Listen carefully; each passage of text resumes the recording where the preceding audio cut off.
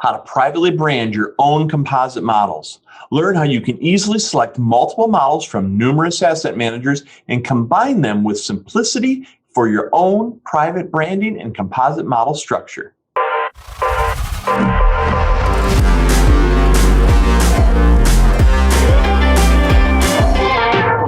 Welcome again to The Rare Advisor, where we dive deep on the business model of recurring and repeatable events. My name is Mike Walters. I'm the CEO here at USA Financial. Today I'm joined by Kevin Roscan, who is our senior advisory business consultant, meaning that he heads up a lot of the asset under management, a lot of the TAMP activity that we do here at USA Financial. And Kevin, thanks for joining me here today. What I'd really like to have us jump right into is some of your thoughts about how this tool has been built and how it's helping to streamline and make advisors more successful and more effective with their clientele. Yeah, thanks for having me, Mike. Appreciate the time spent with you, of course. It's really a problem that we saw for years, and that was that, advisors wanted to do two things. Of course, first of all, they want to provide their clients with an opportunity to be successful with long-term money. But they also wanted to be able to do that in a streamlined fashion. Before the TAMP world existed, guys were filling out 4 or 5 different applications. They were going to, a variety of different websites looking to do their due diligence, to find a manager that would fit their needs. And, what we found with USA Financial Exchange is that we can help them really streamline the process from the very beginning. Give them a chance to find managers that are going to fit kind of their own personalities, the way they're used to helping their clients, but then also giving them the chance to do that all in one place, to really streamline the process from the beginning to the end. Yeah, I think what's happened is we've kind of settled into that sweet spot, if you will, because when you think about what you just shared, you don't have to go back too far in time to see advisors were pursuing independent asset managers and or trying to manage the money themselves. They have to deal with different custodians on different platforms, going direct to different asset managers. That was kind of one end of the scale. And then if we go to the far opposite side, you've got some of the kind of overblown TAMPs, if you will, where they've just kind of thrown it all against the wall, and it's up to you to figure out what might stick. They have just ridiculous amounts of asset managers, all kinds of models. None of this stuff has been vetted. You don't know if it's good, it's bad, or it's ugly. Where we've kind of settled the exchange concept into that sweet zone where we've vetted these asset managers. You're getting quality out of the gate, and then it's a matter of identifying what models make the most sense for you in the portfolios that you want to design for your clientele. So I think it's kind of that mama bear, papa bear, baby bear. We fit the perfect scenario where advisors are able to kind of walk into different asset managers with confidence, knowing that a lot of this has already been vetted and that they've got, for example, you and some of the other team here to rely upon to help point them in the right direction and literally even create for them their own personal customized composite models based upon what they're trying to accomplish. Right. I think you said something important there. One of the things we've done is we have a relationship with each manager on the platform. I mean, what we've worked to build over these last 4 years is a partnership. And so the managers themselves, I know the folks over there.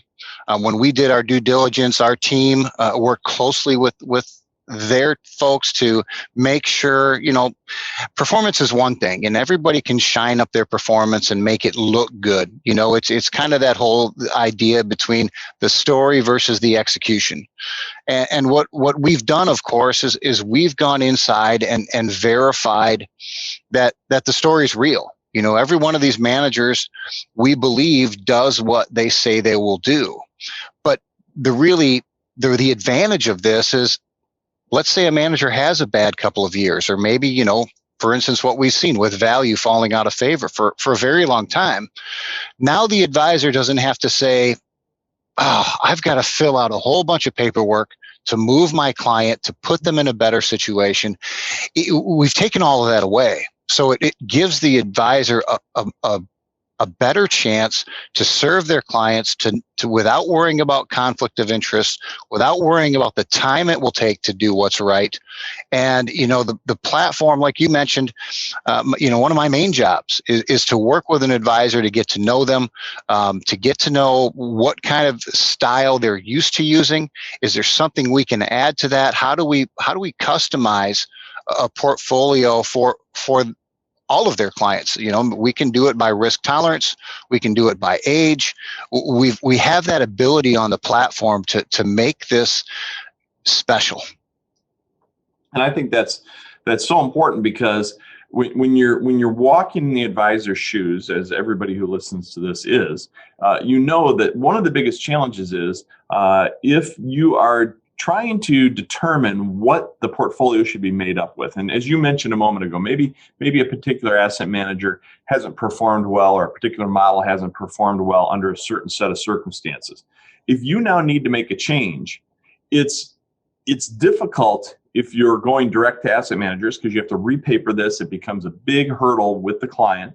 On the other hand, it can be dangerous to try to take that over yourself. So some advisors want to manage that money themselves. They want to be the asset manager.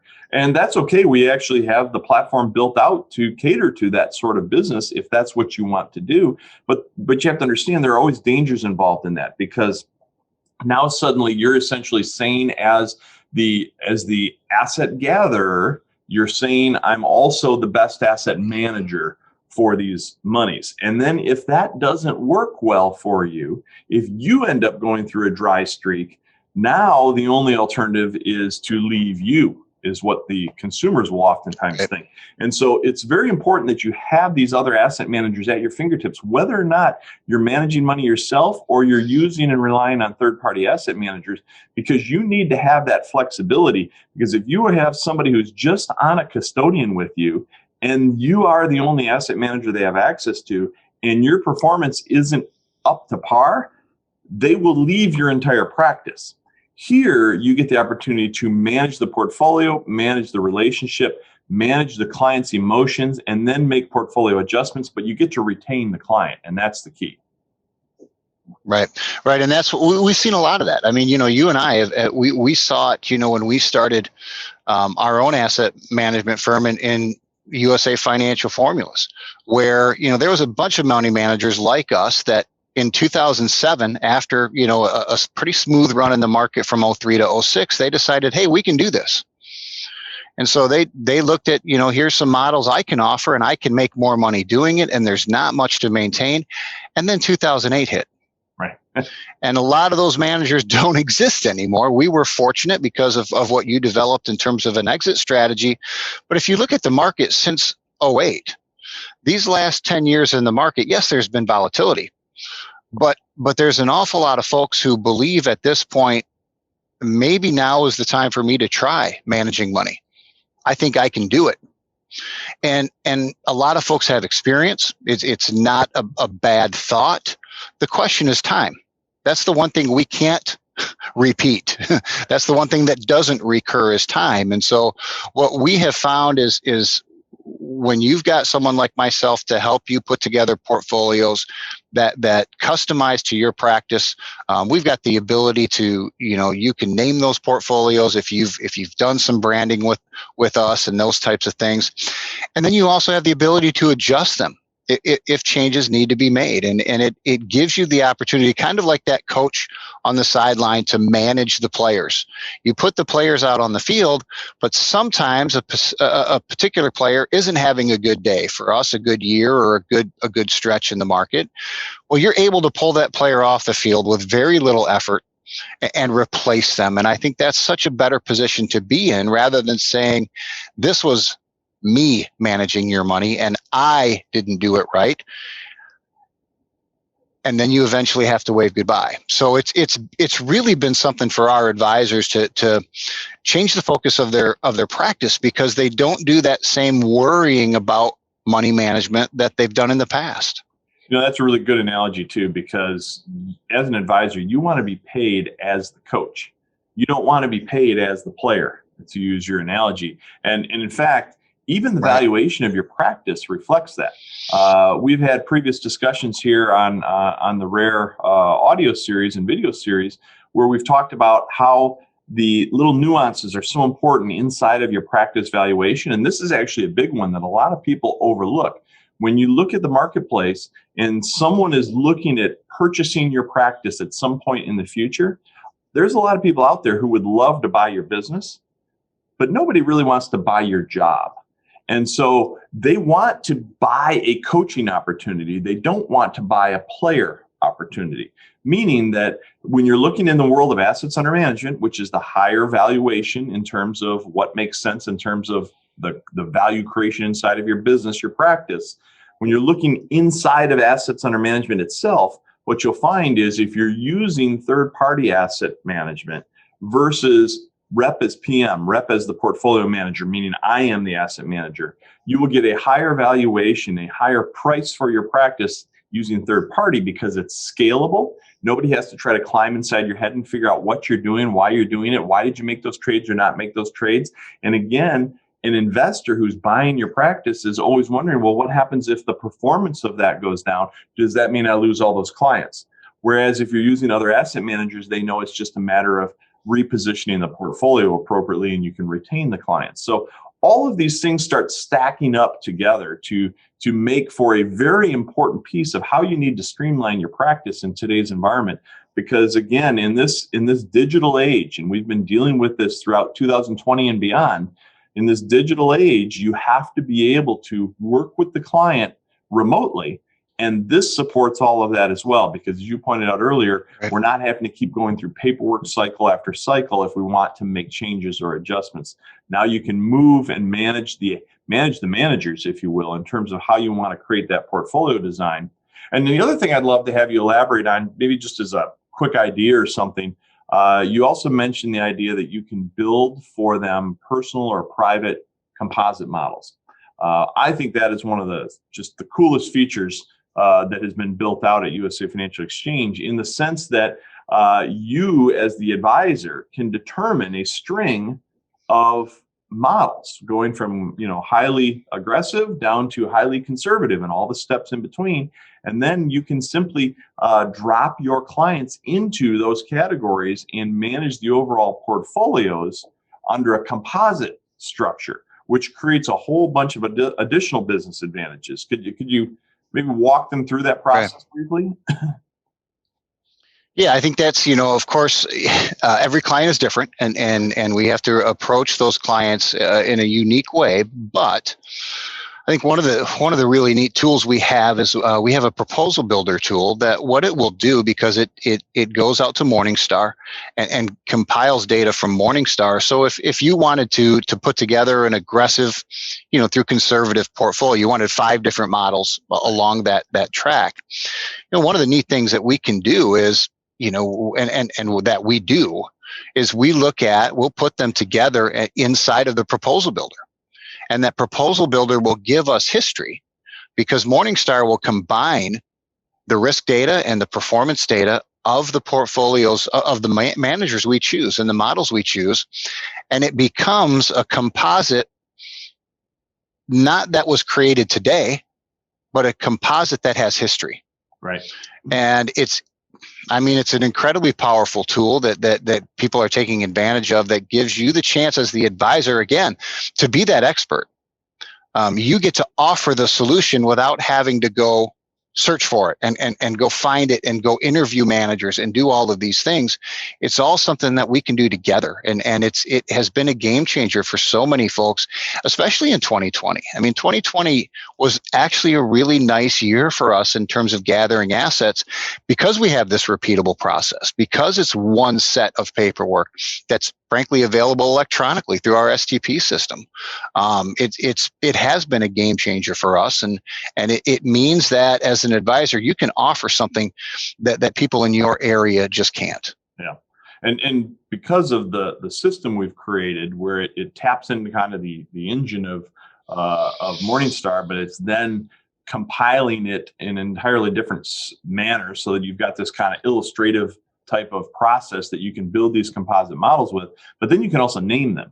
And I think that's also a key piece as well, because now you can name your composite models and you can match it with the nature of your practice. So, for example, I know a lot of Right. people who listen to these rare discussions have worked with Advisor Protocol. And Steve Phillips and some of his team, in terms of developing their own process, their own exclusive formula, if you will, as to how they operate in the business to create that professional contrast in the marketplace. Well, now you can name your composite models to literally match with the naming of your formula, of your process. So it all fits together, and it becomes kind of an overarching feel to the entire plan. Because again, the portfolio management is just one piece inside of a greater financial plan. And when you sit down and do these reviews, you want to make sure that the customer can follow along and they understand how all these pieces are fitting together. And just that little thing, that little naming process, it's shocking how well that helps fit all these things together. Yep. Yeah, it is. With that being said, Kevin, one last thing I'd love to have you hit on, and that is in dealing with the risk and the assessment of this.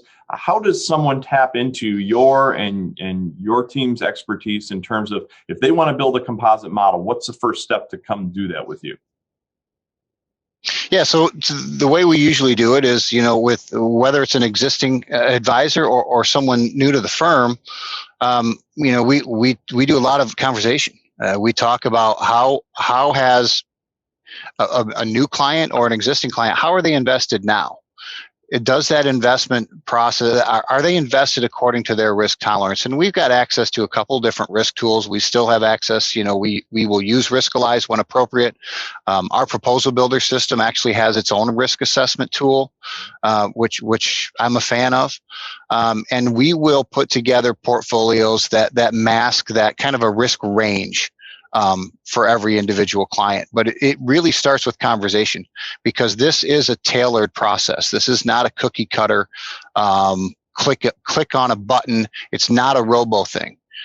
We can make it look like that, but really it involves a relationship and it involves conversation. And so, frankly, it's something we enjoy doing. It's a lot of fun to be able to help advisors build this side of their practice. Wonderful.